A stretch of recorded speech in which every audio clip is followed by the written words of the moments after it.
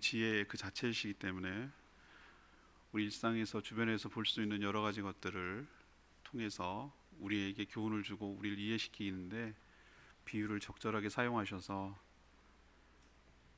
그 비유를 통해서 우리의 깨달음을 주는데, 포도나무 비유는 아주 관계를 설명하는 데 적절합니다. 포도라는 것이 이스라엘에게 주 감람나무와 함께 주 생산물이기도 했고, 포도나무를 기르는 목적은 딱 한 가지입니다. 오늘도 영상에서 보셨듯이 조경수로 아름다워 가지고 나무가 너무 멋져서 그렇게 키우는 나무가 아닙니다. 이런 포도나무 보신 적 있으세요? 포도나무를 보면은 그렇게 예쁘진 나무 아니에요. 이게 나무라고 해야 될까, 덩굴이라고 해야 될까 헷갈릴 만큼 그래 볼품은 없어요. 목재로도 못 사용합니다. 포도나무가 못 사용되면 그냥 정말 땔감으로밖에 쓸 수 없어요. 포도나무의 목적은 딱 하나예요. 포도예요. 열매. 그런 의미에서 이 포도나무 비유는 참 적절한데, 이 포도나무의 핵심은, 얘기하고 싶은 것은 예수님이 관계를 설명하고 싶으신 거예요. 관계를. 관계. 그래서 이 포도나무를 심고 가꾸고 하시는 주체가 되시는 분은 농부 되시는 하나님 아버지라는 거고요. 이 참 포도나무는 예수님이라는 거고, 거기에 붙어 있는 가지는 바로 제자들이자 그 성도들이라는 거죠. 근데 제가 오늘 이 말씀을 통해서 드리고 싶은 얘기가 뭐냐면은, 이 하나님의 진리의 말씀도 사단 마귀는, 거짓의 아비 사단 마귀는 이것을 왜곡하고 오해하도록 만드는 거예요. 진리인이 말씀도 이렇게 꽈가지고 잘못 들어오게 해서 하나님을 오해하게 만들고 이 말씀으로 오는 축복을 못 받게 만드는 것이 사단의 목적이에요. 대표적으로 하는 얘기가 이런 얘기예요. 열매 없으면 잘려, 제거의 대상이야 라고 우리한테 얘기해 주는 거예요. 봤지? 열매 없으면 가지치기 해가지고 과감하게 잘라서 내버린다는 거 봤지? 너도 마찬가지야. 너도 뭔가 기여하는 바가 없고 삶의 열매가 없고 그러면 과감하게 자를걸? 이라고 우리한테 속여요. 여러분 아마 그렇게 생각하는 분 계실걸요? 그거 아니란 거 오늘 깨닫게 해주려고 해요. 또 하나는, 너 열심히 해야 된다. 너 열매 맺으려면 무척 노력해야 돼. 그냥 열매가 저절로 맺히는 줄 아냐? 열심히 노력해야 돼 라고 우리한테 속여요. 그거 아니라는 걸 오늘 말씀을 드리고 싶고, 또 열매 열심히 맺으면 농부만 좋은 일이야, 너한테 좋은 거 하나도 없어, 넌 이용만 당하는 거야 라고 사단이 우리한테 속여요. 이것도 거짓말이에요. 오늘 말씀을 통해서 우리가 잘못 오해하고 있고 이 말씀을 왜곡하고 있고, 그래서 이 풍성한 은혜를 못 누리고 있는 분이 계시다면 오늘 말씀을 통해서 교정받으시고 하나님께서 이 말씀을 통해 주시려고 하는 진짜 목적이 뭔지를 깨달으시고 여러분 삶 가운데도 풍성한 열매가 있게 되기를 바랍니다.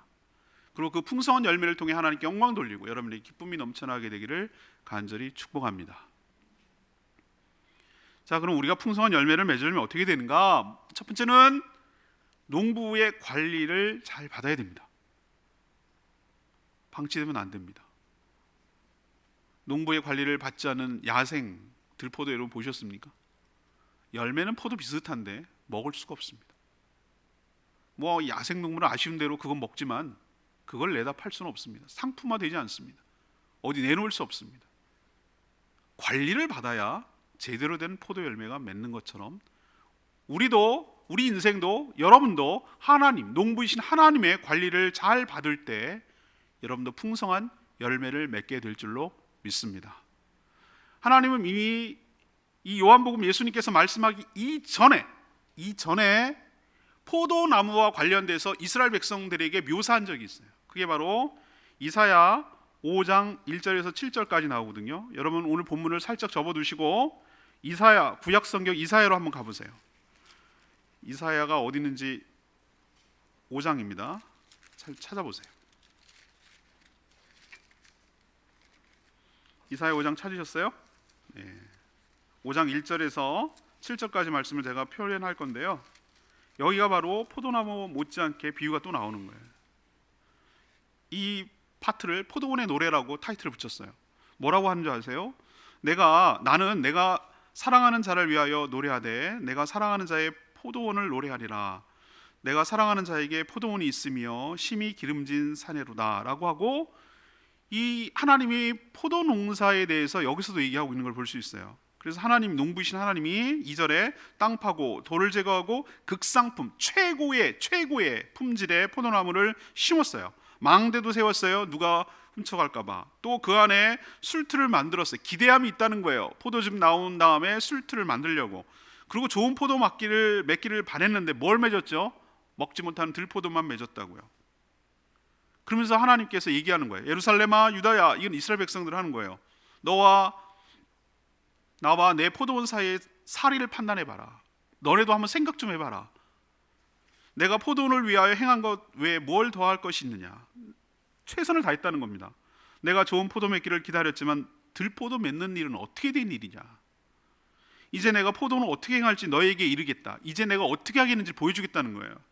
내가 그 울타리 걷어버리고 다 누가 들짐승이 와서 다 먹게 만들고 담을 헐어버리고 짓밟히고 내가 이거 황폐하게 하리는, 다시는 가지를 자름이나 북을 도둑지 못하여 찔레와 가시, 이게는 관리 안 하겠다는 얘기예요. 내가 구름에게 명하여 그 위에 비를 내리지 못하게 하리라. 완전히 마르게 하겠다는 거예요. 무릇 만군의 여호와의 포도원은 이스라엘 족속이요 그가 기뻐하시는 분 유다 사람이라. 그들에게 정의를 바랬더니 도리어 포하고 그들에게 공의를 바랬더니 도리어 부르짐이었도다. 이렇게 얘기했어요. 여기서 예수님이 하나님 무엇을 비유하려는지 아시겠죠? 최고의 좋은 포도나무를 극상품에 심었는데, 그리고 기대한 바가 있었는데 완전히 실패했어요. 어떻게 손을 댈 수가 없어요. 그래서 다시 갈아엎고 새로 시작했어요. 여기서 열매라는 게 뭔지 아시겠죠? 하나님께서 바라는 게 무엇입니까? 공의와 정의와 사랑이 넘쳐나는 걸 원했어요. 그런데 이스라엘 백성들이 내는 건 포악하고 공의롭지 못하고 이런 열매만 잔뜩 맺어서 하나님의 실망이 극에 달했어요. 하나님이 말하고 있는 이 열매가 뭔지 여러분이 여기서 짐작할 수 있어요. 그럼 다시 이제 돌아와서, 그럼 하나님께서 방금 뭐라고 하셨죠? 다시 새 판을 짜야 되는데, 농부의 새로운 전략, 하나님의 새로운 전략은 뭐냐면은 오늘 본문에 있는 말씀대로 6절에 있는 말씀,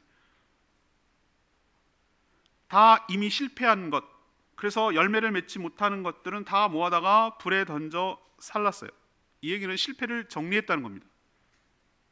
유다 백성, 이스라엘 백성으로 하나님이 시도하려는 모든 시도를 이제 접고 새로운 전략을 세우는데, 그것은 참 포도나무를 접붙이는 거였어요. 예수님을 왜 그냥 포도나무라고 하지 않고 참 포도나무라고 하시는지 여러분 주목할 필요가 있어요.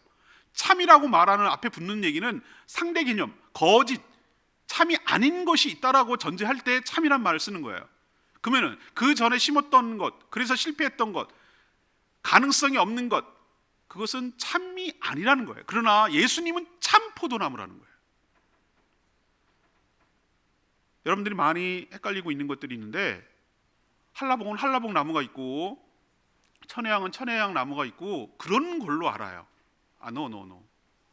수많은 계량종이 레드향이 나오고 듣도 보도 못한 막 여러 종류의 나오는데 그게 다 감귤아니에요? 뭐 이렇게 생각하는 분이 있지만 그건 농부의 수고로움이 거기에 깔려 있어요. 근데 그 품종이 탄생하기 위해서는 수많은 접붙임이라는 게 필요한 거예요. 저희 할아버지 할머니가 그 과손했기 때문에 접붙이는 거 알아요. 감나무가 처음부터 감나무가 아니에요. 야생에다가 그것을 가지를 살짝 해가 비어가지고 고개 내가 꺾어 놓고 묶어요. 그걸 가지 접붙임이라고 그래요. 천혜향, 한라봉 이런 거 전부 다 나오는 것도 어떤 과정을 거냐 하면은 두 가지 이질적인 그러나 같은, 표현이 뭐한데, 귤이라는 커다란 범주에서는 똑같지만 그 특성이 다른 것끼리 서로 접붙여서 새로운 품종을 만들어내는 거예요. 우리는 원래 들포도밖에 못 맺는 그런 존재였어요. 근데 참 포도나무 되시는 그분께 접붙임이 돼서 우리에게 풍성한 열매가 생겨나는 줄로 믿습니다. 내가 접붙임이라고 표현했는데 이게 바로 예수 그리스도를 믿는다는 걸 의미하는 거예요. 우리는 원래부터 들포도밖에 내지 못하는 그런 존재였어요. 그렇지만 참 포도나무 때문에 성공할 수가 있는 거예요. 참 포도나무에 접붙였기 때문에 우리가 다시 열매를 맺을 수 있는 가능성이 열린 거예요. 그래서 예수님이 참 포도나무라고 표현하는 거예요. 오늘 이 말씀은 여러분이 잘 들으셔야 되는 게, 대상이 누구냐면은 안 믿는 사람을 대상으로 하는 말이 아니에요. 이 말씀은 예수님이 십자가에서 지기 직전에 제자들을 향해서 하는 말이기 때문에 이 포도나무 비유는 누가 들어야 되는 말이냐면은 이미 예수 그리스도를 믿고 있는 제자들, 또 먼 훗날 우리가 이 말씀을 읽고 있는 우리 성도들을 향해서 하시는 말씀인 줄로 믿습니다. 그러니까 너네 열매 없으면 잘려서 버려져 라고 말하는 것은 틀린 전제, 이미 정리가 된 줄로 믿습니다. 그걸 어떻게 할 수 있는가?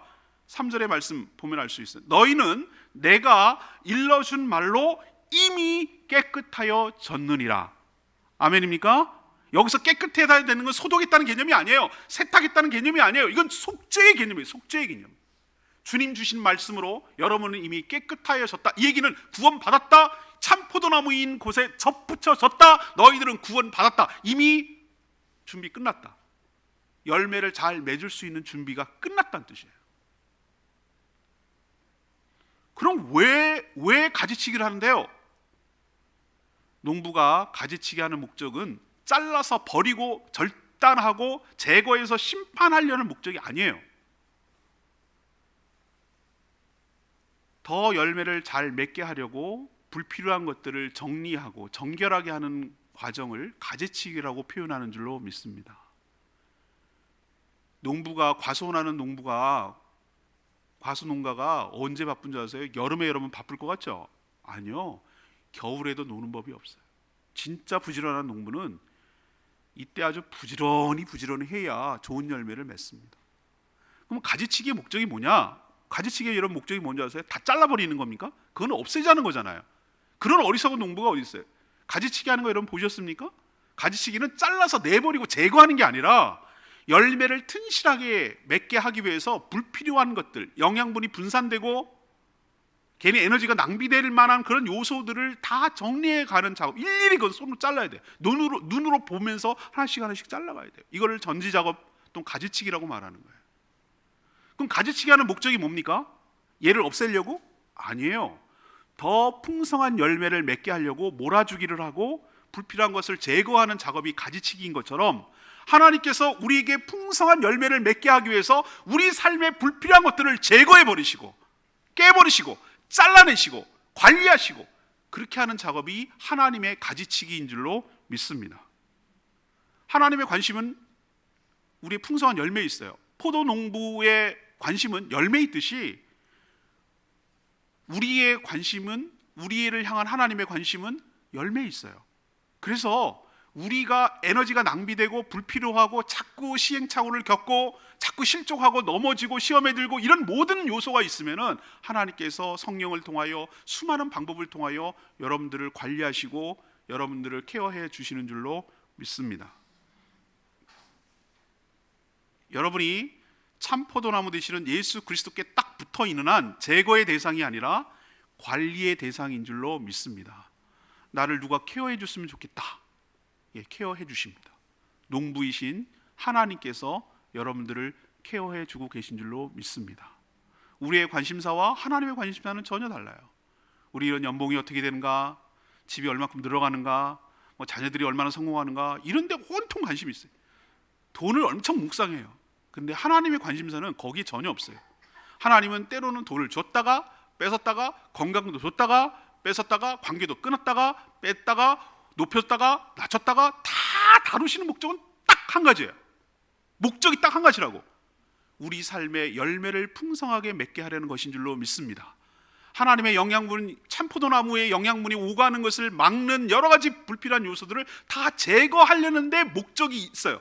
그게 필요하다면 주기도 하고 그게 필요하다면 빼앗기도 하고 그게 필요하다면 더 높이기도 하고 그게 필요하다면 확 낮춰버리기도 하고 하나님께서 다루시는 모든 방법의 목적은 우리를 갖고 장난치나 우리 인생 가지고 장난치나 라고 생각하지 마시고 우리를 인생을 관리하고 케어해서 우리를 더 풍성한 열매를 맺고 우리가 행복하게 살게 하기 위해서 하나님께서 여러분을 관리하고 계신 줄로 믿길 바랍니다.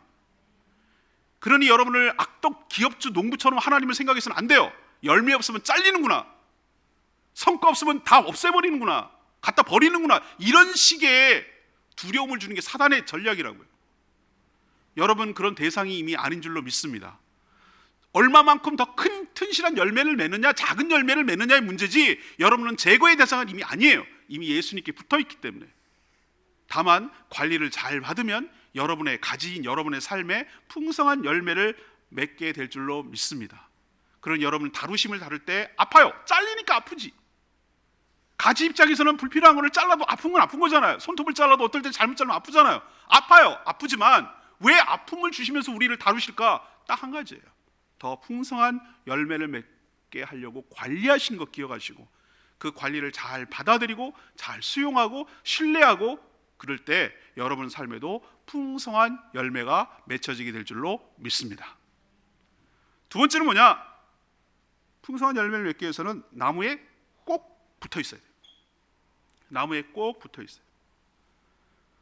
우리 예수님 뭐라고 그러셨어요? 너희는 내 안에, 나는 너희 안에.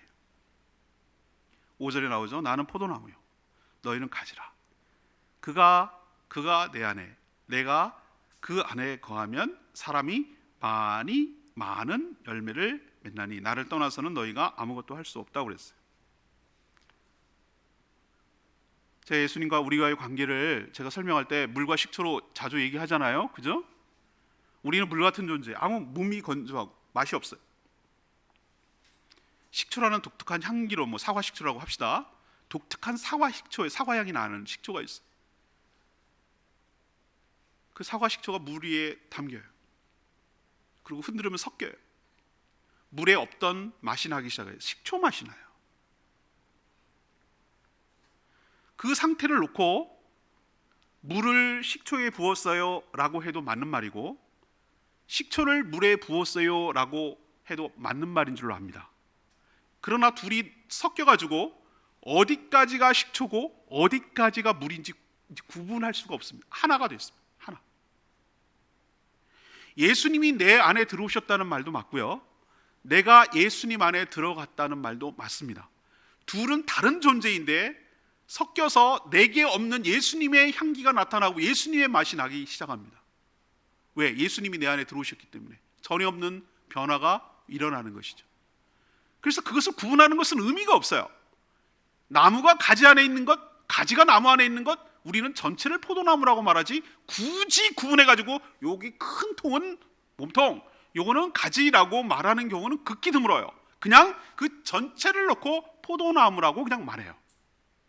이게 굉장히 중요한 비밀을 제가 말씀드렸습니다. 우리가 예수 그리스도를 믿을 때 예수님과 나는 하나가 되어서 어디까지가 예수님이고 어디까지가 나인지 구분하려면 구분할 수 있지만 구분하지 못할 만큼 하나가 되는 상태, 이것을 연합과 일치라고 말하고 예수님이 하나님께서 궁극적으로 꿈꾸고 열매를 맺게 하는데 이 상태를 만들려고 예수님께서 십자가에 죽으신 줄로 압니다. 예수님이 오늘 너희는 내 안에 거하라고 그랬어. 거하라. 거하라는 말을 여러분들 헷갈릴까봐 4절에 뭐라고 그러냐면은 내 안에 거하라 나도 너희 안에 거하리라 가지가 포도나무에 붙어있지 않냐면 그랬어요. 이게 같은 말이에요. 붙어있다 거하다 라는 말이에요. 붙어있는 것이 거하는 건데 여러분 붙어있는 것은 굉장히 뭔가 이렇게 그냥 막 인위적으로 그냥 빌붙어 있는 것처럼 느껴지잖아요. 근데 거한다는 말은 같이 살아간다는 뜻이에요. 그 안에 머물러 함께 더불어서 살아간다는 뜻이에요. 이게 정적인 개념으로 보입니까? 저는 굉장히 동적인 개념으로 보입니다. 여러분 만약에 나무가 봄에 고로쇠나무 같은 거 잘 보세요. 나무가 만약에 우리는 겉으로 보면은 그냥 그 나무가 그대로 있는 것처럼 보이고 있어요. 그렇지만 그 안에는 난리가 났어요. 봄이 되니까. 사람들이 그걸 알기 때문에 봄 이때쯤 되면은 그 고로쇠나무에다가 침 꽂아가지고 고로쇠 물을 뽑아 먹거든요. 그게 뭐냐면은 보이진 않지만 그 뿌리로부터 봄이 되면 막 빨아 올라가서 이 나무에 공급하고 있다는 것을 사람들이 안 거예요. 그래서 그것을 일부를 빼내는 거거든요. 사랑하는 여러분, 우리가 예수 그리스도 안에 참 포도나무 대신 예수 그리스도 안에 붙어 있으면 남들을 보면 겉에 보면은 그냥 붙어 있는 것처럼 보이지만 그 안에서 일어나는 무수한 일들은 수많은 활발한 동적인 활동이 일어나는 줄로 믿습니다. 이래서 열매를 맺는 거예요. 여러분 그렇지 않겠어요? 그냥 붙어있기만 하면 뭐가 열매를 맺겠어요? 붙어있다, 동거한다, 그게 뭐냐면 그 안에서 함께 살아가면서 그 안에서 뿌리로부터 공급받는 수많은 수분과 영양분이 뿌리, 나무를 통해서 가지까지 연결되는 활발한 작용이 일어나기 때문에, 소통이 일어나기 때문에, 계속해서 소통이 일어나기 때문에, 그래서 우리 가지인 우리에게 열매를 맺는 것이죠. 영양분이 공급이 없는데 어떻게 나무에 열매가 맺겠어요? 그러면 도대체 주님께서 주시는, 우리에게 주시는 영양분은 뭔데요? 무엇 때문에 우리가 열매를 맺을 수가 있는데요? 라고 말하는데 7절이 바로 비결이에요. 너희가 내 안에 거하고 내 말이 너희 안에 거하면 무엇이든지 원하는 대로 구하라. 그리하면 이루리라. 이게 비결이에요. 사랑하는 여러분, 가지가 나무 안에 거하는 방법은 말씀이, 하나님의 말씀, 예수 그리스도의 말씀이 우리 안으로 들어갈 때, 말씀이 너희 안으로 들어가면, 말씀이 너희 안에 거하면, 예수님이 거한다는 것은 예수님의 말씀이 거한다는 거예요. 말씀과 예수님은 구분할 수가 없어요. 진리 되시는 그분이 사람의 몸을 입고 온 분이 예수 그리스도인 줄 믿습니다. 말씀이고 로고스 진리예요. 요한복음에 그렇게 말했어요. 그래서 우리가 선포되는 이 하나님의 말씀이 우리 가운데 들어온다는 얘기는 곧 예수님이 우리 가운데 들어온다는 얘기고, 예수님의 선하고 생명의 좋은 것들, 하늘의 신령한 것과 땅에 기름진 모든 것들이, 하늘의 영양분이, 생명의 그 생명력이 우리 가운데로 들어오는 줄로 믿습니다. 그럴 때 우리 안에 변화가 일어나는데, 그 말씀을 붙들고 하나님께 간구하고 기도할 때 열매가 맺혀지는 줄로 믿습니다. 이 원리를 깨달아야 되는 거예요.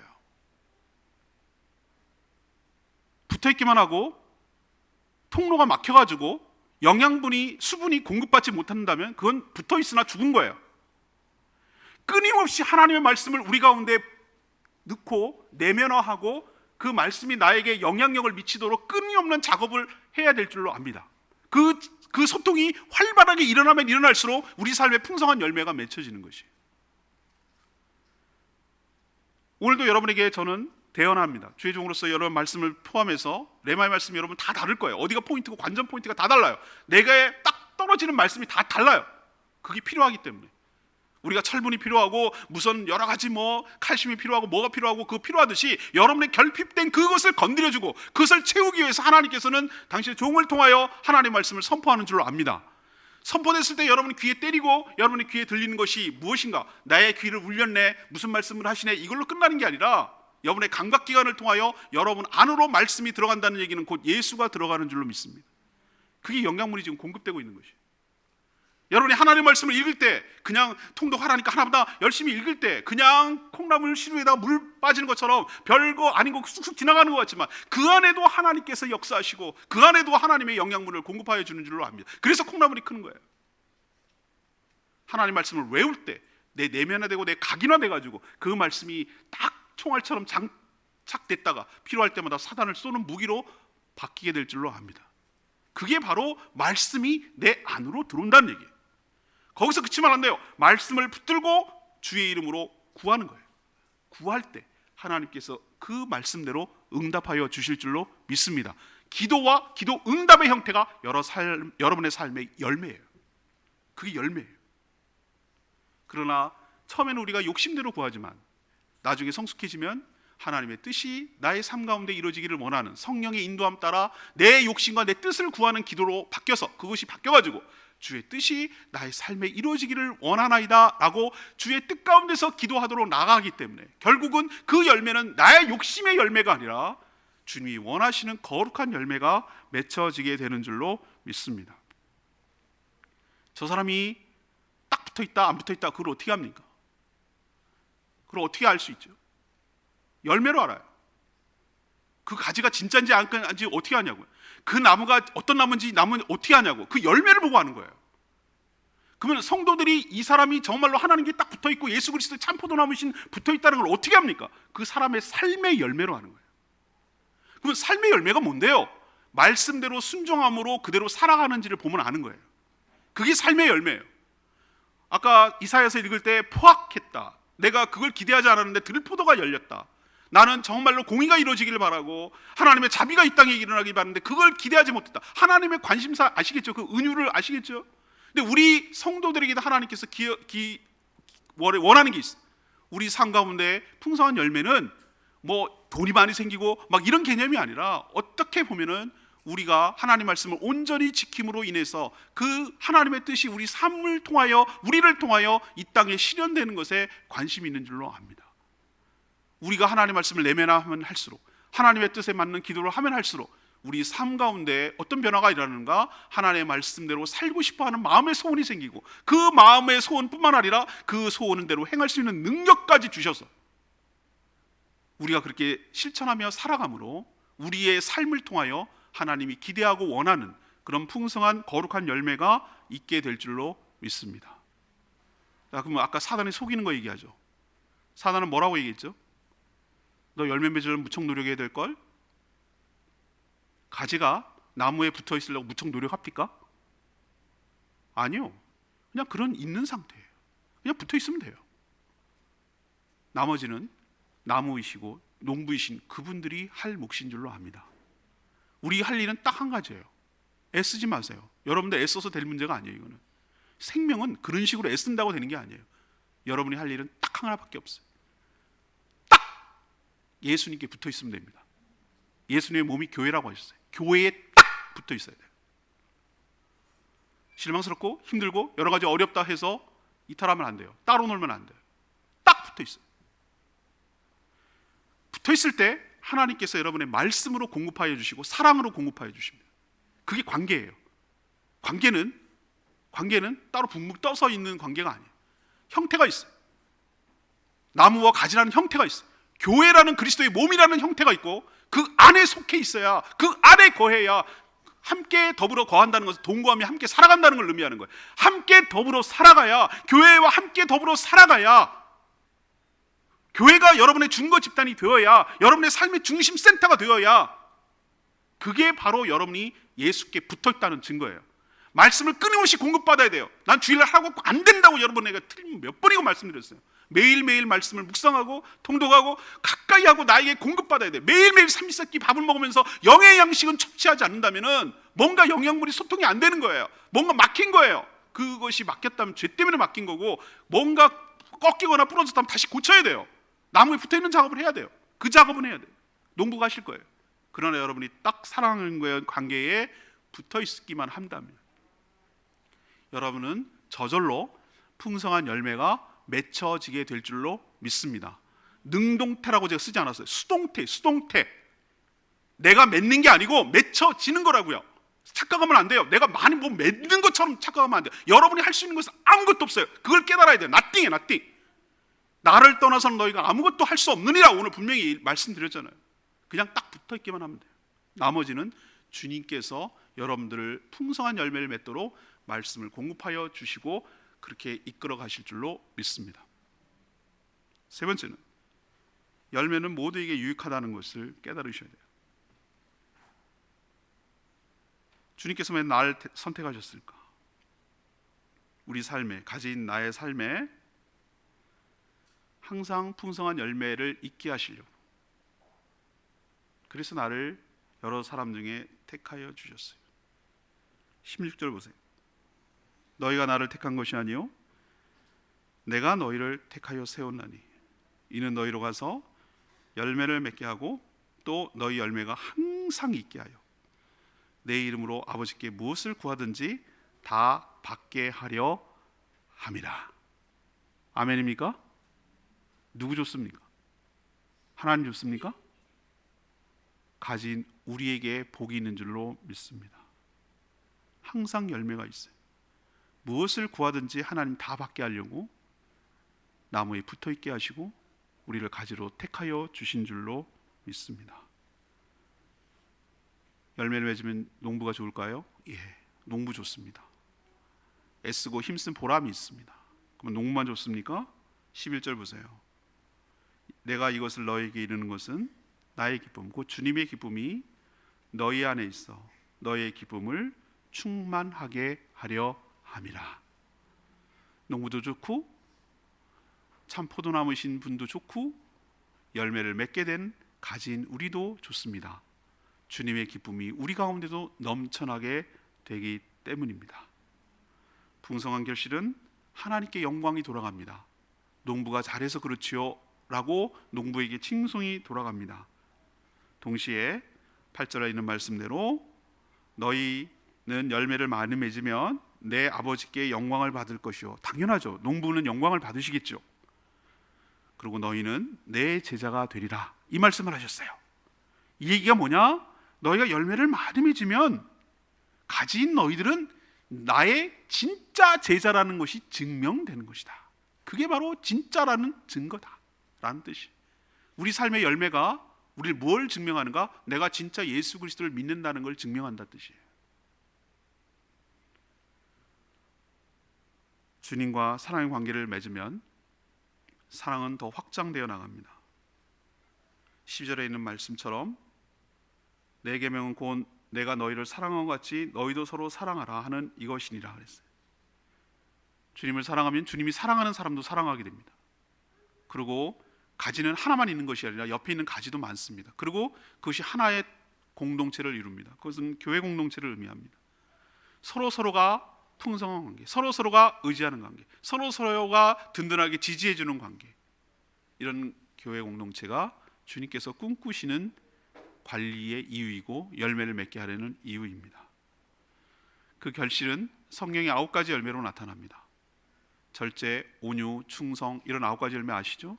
그 열매는 전부 다 무엇을 전제로 하는가? 다른 사람과의 관계를 전제로 한다고 말씀드렸어요. 오래 참음은 얼음 위에서 오래 참는 걸 오래 참는다고 말하는 게 아니라 참을 수 없는 사람을 참아주는 것을 오래 참는다 그런 거예요. 이 전부 다 관계를 중심으로 하는 것이에요. 나에게 그런 성품이 있으면 그 열매는 다른 사람이 먹습니다. 그러면 나는 이용만 당한 겁니까? 아니요. 나에게 나를 통해서 그 사람에게 기쁨을 주고 유익을 준 것이기 때문에 나도 기쁩니다. 우리의 삶에 풍성한 하나님의 성품이 성령의 열매가 맺혀지면 우리도 기쁘고 우리를 통해서 다른 사람도 기쁘고 그것을 바라보는 농부이신 하나님도 영광이 되고 모두가 행복한 일인 줄로 믿습니다. 사단의 거짓말로 다시 돌아갈까요? 사단은 뭐라고 그랬습니까? 야, 너 열매 맺으면 너 하나님만 좋은 거야. 넌 이용만 당한 거야. 넌 열매 맺는 그냥 존재일 뿐이야. 그 열매 다 따가지고 자기가 먹는 거야, 팔아먹는 거야 라고 하는 것이 사단이 거짓말을 속이는 거예요. 모두가 기쁘고 모두가 유익이고 모두가 행복한 줄로 믿습니다. 열매를 맺는 내 자신도 기뻐요. 나로 인해서 다른 사람이 행복하는 걸 바라보는 것만 행복해요. 내가 그럴 수 없는 사람이에요. 나는 오래 참는 사람이 못 돼요. 난 절제하는 사람이 못 된다고요. 성령의 9가지 열매 중에서 하나하나 성품이거든요. 충성스러운 사람이 못 돼. 일관성 있게 신실하게 하는 사람이 나는 못 돼요. 근데 어떤 내가 그런 열매가 있어요. 그것으로 인해서 다른 사람에게 유익이 가요.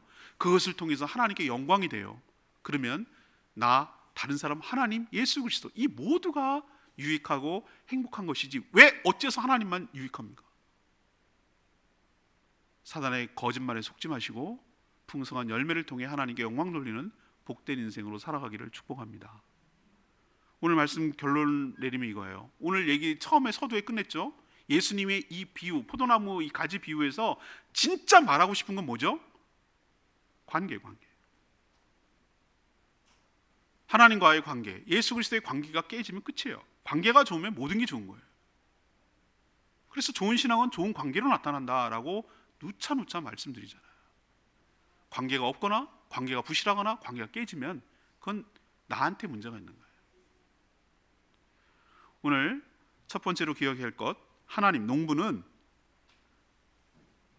우리를 관리하는 것은 우리를 억압하고 통제하고 제거하고 심판하고 이런 목적으로 우리를 대하는 것이 아니라 참 포도나무에 이미 붙어 있으니 더 풍성한 결실을 맺게 하시려고 우리에게 불필요한 것들을 제거하고 정결하게 만들어서 풍성한 결실을 하기 위해서 관리해 주는 것이고 보살펴 주시고 케어해 주는 것인 줄로 믿기를 바랍니다. 사단의 거짓말에 속지 마십시오. 우리는 관리의 대상, 케어의 대상입니다. 두 번째는 관계는 어떻게 생기는가? 하나님 말씀이, 예수 그리스도의 말씀이 내 안으로 들어가는 거예요. 내 안으로 들어갑니다. 들어가는 작업을 꾸준히 해야 되는 거예요. 말씀의 자리에 항상 사수해야 되고 말씀을 자주 접해야 되는 거예요. 말씀을 자주 접하지 않은 상태에서 풍성한 열매를 기대할 수가 없어요. 부실하죠. 똑같은 나무인데 어떤 데는 튼실한 열매가 열리고 똑같은 나무인데 어떤 거는 요만한 열매가 열리는 이유는 딱 뭘까? 공급이 안 됐기 때문에. 그 차이예요. 나무에 문제가 있는 게 아니에요.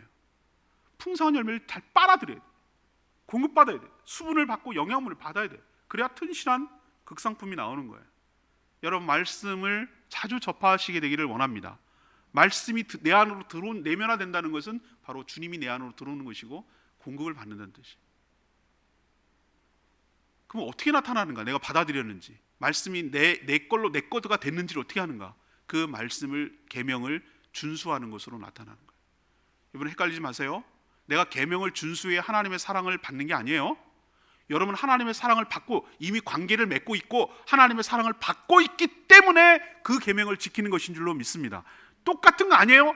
하늘과 땅 차이와 하늘과 땅 차이. 앞에서 제가 말한 건 그게 율법주의예요. 내가 열심히 계명을 지켜서 하나님의 사랑을 얻으려고 하는 것이 잘못된 생각이라고. 이미 여러분은 하나님의 사랑을 받고 있는 줄 믿습니다. 관리의 대상이고 케어의 대상이라고 말씀드렸잖아요. 사랑의 대상이라고요. 여러분이 그러면 어떻게 해야 내 거로 되느냐고 말씀드리는 거예요. 사랑을 받고 있기 때문에 그 말씀을 온전히 준수하고 지켜서 내 삶의 열매가 나타나도록 하는 게 사랑을 받는 자 입장에서의 도리라고요. 그래야, 말씀을 지켜야 하나님께 간구하고 말씀을 기도로 붙들고 말씀 붙들고 기도할 때 결실이 있어야 여러분 삶 가운데 풍성한 열매가 맺혀지고 하나님께 영광 돌리게 될 줄로 압니다. 그 맺히는 구체적인 것은 나 입장에서 보면은 성령의 9가지 열매예요. 그 성품으로 나타나요.